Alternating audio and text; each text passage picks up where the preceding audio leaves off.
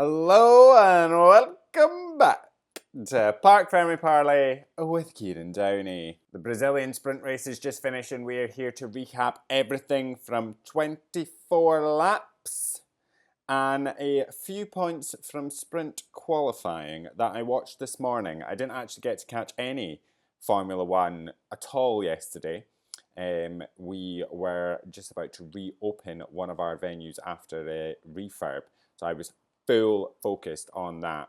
So it was really nice to wake up this morning and enjoy a coffee and enjoy sprint qualifying in bed. It was just lovely. So let's talk about the qualifying quickly and just a few points that I was a bit like, whoa, all right, okay. First of all was Tsunoda being knocked out in SQ1. Now I know he was complaining of no grip, and I'm always so surprised when Tsunoda gets knocked out in these mad positions because I just always expect the RB to be so further up the field, especially when Liam Lawson's getting into SQ3. Lawson qualified P8, and it's just a big difference between P8 and P18. I just find that a bit mental. I find it a bit mental. As I said, I know he was complaining of having no grip, and the track has been resurfaced and the bouncing is just causing I don't know what they've done when they've resurfaced this track, but it is so bouncy. You can see it, especially when you ride on the sort of cameras from the helmets, and you can see just how much their heads are darting about because the track is so bumpy. So maybe that had a part to play in it. My other one was Fernando Alonso out in SQ1 as well, pipped by Colapinto. He's not having a great time at the moment, and it's quite mental. He did then start from the pit lane. Both him and Stroll, who was also out in SQ1, both started from the pit lane along with Zhou Guanyu for the sprint. Zhou qualified 20th, so it doesn't really make much difference anyway. It's not as if he was going to get anything about it. It's just depressing. SQ2, Perez out P13. I want to know what happened that meant Perez couldn't get a lap time in. Was it just a queue getting out the pits? Because I know that there was a lot of the drivers that were through quite a few of the sessions were just stuck in the pits waiting in a queue because everyone was trying to build up a bit of a gap so they could get their flying runs done in some kind of free air. He missed the line before he could set his fast lap. Like, SQ2 ended and he hadn't made it to the line to start his fast lap, and I'm just really confused as to how that has happened. So if you know, leave it in the comments. But bit of a shocker there. Hulkenberg out as well. He was P12. He was 3/10 behind Behrman, who made it into SQ3. And then Lewis Hamilton, who just didn't have the pace. He literally just didn't have the pace to get in to SQ3. And I kind of said in my predictions that they would have quite a decent weekend, but I'm actually beginning to think maybe they're not going to have as good a weekend as what I thought they would, which is quite a shame.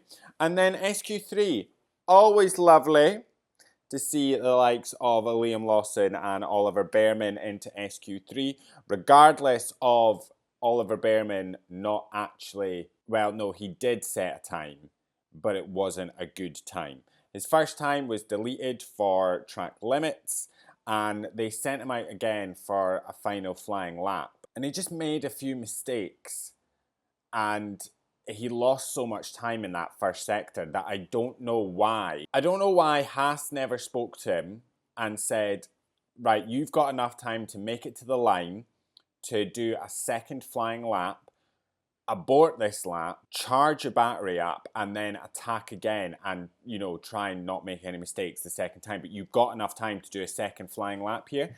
And I'm just really confused as to why nobody told him to do that, because he could have set a better lap time and not started the sprint from P10. I'm so confused as to why nobody at Haas took that initiative to get Behrman a better time in the qualifying. I find it a bit bizarre. He will have another chance, to be fair. He will be taking part in qualifying later on today and the Grand Prix, because Kevin Magnussen is sitting out the entire weekend now and Behrman is taking his place. So he is going to get a second run at this, thankfully. Gasly having another lovely little qualifying, getting P7. Love to see it. And then Norris, who aborted his final flying lap, pipped by his teammate, Oscar Piastri, who was 300ths of a second ahead of him. So I was pretty excited going into this sprint race, and I have to say, I was really bored. I was incredibly bored. It wasn't a great sprint, to be honest. I think sprints are either hit or a miss. Like, they're either really good or they're just a bit dull. Like, alright, well, that was pointless. It wasn't an enjoyable watch, I have to say. It wasn't really. So let's hit into the high points. And to be fair, the majority of the high points involve Oscar, Lando, Max, Leclerc, and then a wee sprinkling of a couple of others. So lights out, turn one. Max has a little bit of a lockup, which meant he could have got Leclerc in turn one. He could have, lights out, turn one, could have got Leclerc, just had a little bit of a lockup. Maybe not turn one, maybe down to turn four, but just kind of lost out a little bit. Some great defending from Leclerc through the following however many laps it was before Verstappen actually managed to get ahead of him. Behrman as well lost all his position, lost a good few positions to be fair, with a snap of oversteer. And he had to fight his way back through and just didn't have it in him to get to the points, unfortunately. He was so close to being able to get Lawson for that final points position, but Perez actually was just a bit too quick for them, which is odd to say. Perez ended up finishing 8th, nabbing the final point in the sprint. Well done, Perez. He's done better than my predictions already. I said he wouldn't get any points at all, to be honest with you. Sainz, just kind of running his own little race, wasn't he? Just kind of floating about by himself out there. There was like a few seconds gap between Verstappen in front and Sainz, and then a few seconds from Sainz to the Mercedes. He was just kind of floating around miscellaneously by himself and just never really got bothered at all, did he? He never really got into the fight. The fight never really got brought to him. He's just straight up chilling, my man. Fair play, I respect it. Maybe he just didn't feel like he had it in them to take the fight. I mean, Leclerc, well done to Leclerc for holding on as long as he did with Verstappen. Verstappen was looming for a long time and was really putting a charge on quite a lot of it and just couldn't, for a lot of it, get through. And Verstappen really getting wound up at one point with coming over the radio and saying, you know, Leclerc's making so many mistakes, and you could hear him just getting a little bit agitated. And actually twice throughout the sprint race, GP had to come over the radio and just be like, Max, you know, keep your cool, keep it calm, and play the game. And, you know, like, only do something when you feel like you're ready. Don't try and rush it and make silly mistakes or run a risk of incurring any more penalties, which we'll come on to that in a second, because there could be penalties coming his way. The Lando and Oscar of it all. Prior to the sprint, Oscar had sort of been spoken to by the media, and he had said, you know, like, I will, you know, let him pass if I need to, and I will, you know, I'm out of contention for the Drivers' Championship. I'm not going to be able to win it. So I will, you know, help him when I need to help him. And he will play the game. But McLaren also don't seem keen to take away any wins that are rightfully going to be Oscar's. And I have to say, I feel like this could have been Oscar's rightful win. Like, I don't know, in my mind, it just looked like Oscar was the faster driver. I'm not a fan of team orders, to be honest with you. I'm just not a fan of them. And I don't really think Lando's that big a fan of them either, because afterwards he had said, you know, Oscar deserved this. I'm not proud of it, but, you know, we have to do what we have to do. And I just sit there and I think, okay, like, he gets it. Because I'm not a big fan of team orders. I just think if you are the faster car and you deserve to go and win, I think Oscar did deserve that win. But at the end of the day, I think it's a point difference. And it's still a McLaren 1-2. So Oscar obviously qualified ahead of Lando. He started ahead of Lando. He managed to retain his position. He was kind of breaking away from Lando, and Lando had kind of came over the radio and was like, okay, I feel like I'm getting close. Basically saying, I feel like I'm close enough can we please swap the positions now? Like, is it time? And he was told, you know, just stay where you are, keep Leclerc at bay, and we'll we'll come back to you. And he kind of came back over the radio and seemed to have a little bit of an attitude. He kind of was like, well, I don't know what the plan is anymore. And I feel like Lando expected the switch to happen way sooner than it did. Way sooner than it did.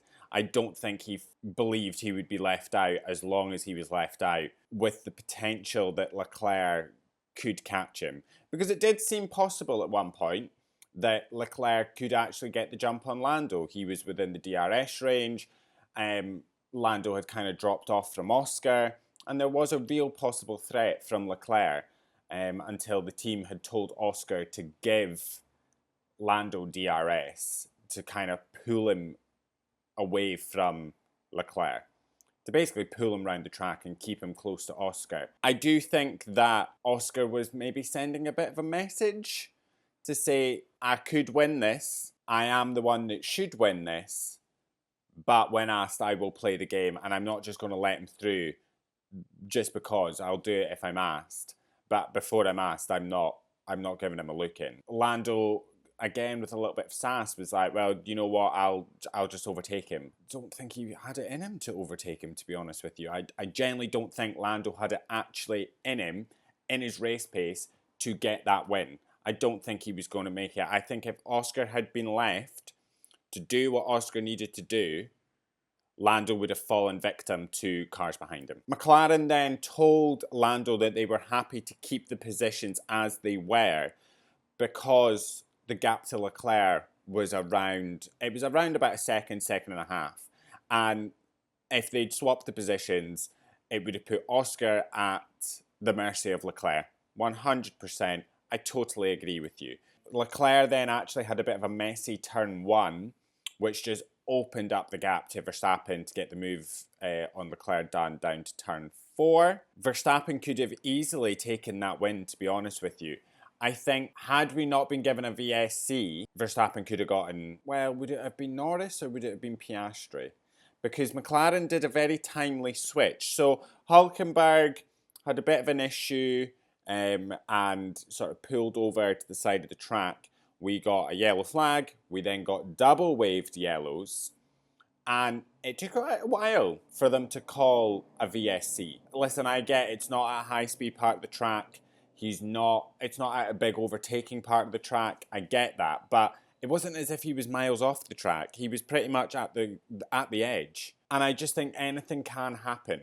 Even when these cars are going slow, it's not like they're going road car slow, 10 mile an hour. They're still going at some speed. So I do think it was an odd amount of time. And listen, it's a VSC. It's a VSC. It can be deployed and, ended at any given time. Anytime. They don't need to wait until the end of a lap. They don't need to gather the whole field up. It's just slowing everyone down. So it could have been deployed, and do you know what? If they were like, all right, okay, it's actually not that bad, then let's just green light it and everybody goes back to racing speed. I just don't understand why they waited so long. McLaren, very well timed, preempting a virtual safety car outside of the double waved yellows, swapped the two drivers. I'd say they'd maybe be glad that the virtual safety car maybe lasted as long as they did, because I genuinely think that, again, that just put Oscar at risk. And I must say that I think McLaren should be pretty thankful that Hülkenberg DNF'd. I think if he hadn't DNF'd, one of the two McLarens would have been at the mercy of Max. I actually think Max could have won it. I think he could have won it. He was doing all right in the dirty air. He was very close to them. He could have gotten the move. I will say that. So yeah, we sat under virtual safety car conditions, and the VSC ended, I think, on the way down to turn 4 on the final lap. And we now have Max Verstappen being investigated by the stewards for a VSC infringement. Towards the end, the VSC hadn't actually ended, and Verstappen seemed to have gained quite a bit on Oscar Piastri. I think he realised what he'd done and he backed off, and then the VSC ended and he went right up behind Piastri again. So that I don't know how the stewards will read it. I don't know if they will read it as he's just broken the rules and he will get a 5-second penalty. I imagine it would be 5 seconds. Or the way Jonathan Wheatley, the sporting director at Red Bull, the way him and Max will maybe argue it is, yeah, do you know what? He did do that, but he rectified his mistake. He backed off. He reopened the gap up, and there you are. I don't know. The stewards could look at it either way, but with the way the stewards have been going recently, it kind of seems like Max might be getting a penalty. And if Max does get a penalty, that does mean he will finish outside of the podium places. I know there's not really a podium for sprints, but he will finish outside the top 3 because the gap to Leclerc was only 4.1 seconds. So he would drop behind Leclerc. It's an interesting one, I have to say. At the time of recording, nothing has been decided by the stewards for Max. I'm just going to quickly refresh. Yeah, nothing's been decided, but I imagine that we have a 5-second penalty coming for Max. So there we have it. Lando Norris, sprint winner. In the grand scheme of things, it doesn't really sway anything that much, does it? I mean, it's only 8 points for a sprint win. It has closed the gap between Lando and Max to 45 points. So just a 2-point difference there. And it has extended McLaren's lead up to 35 points ahead of Ferrari. But that is everything from us. We will be back after the qualifying session later on today to talk about everything for qualifying for tomorrow's Grand Prix. I will see you then. Enjoy the rest of your day. Few hours before I see you again. Love ya. Bye.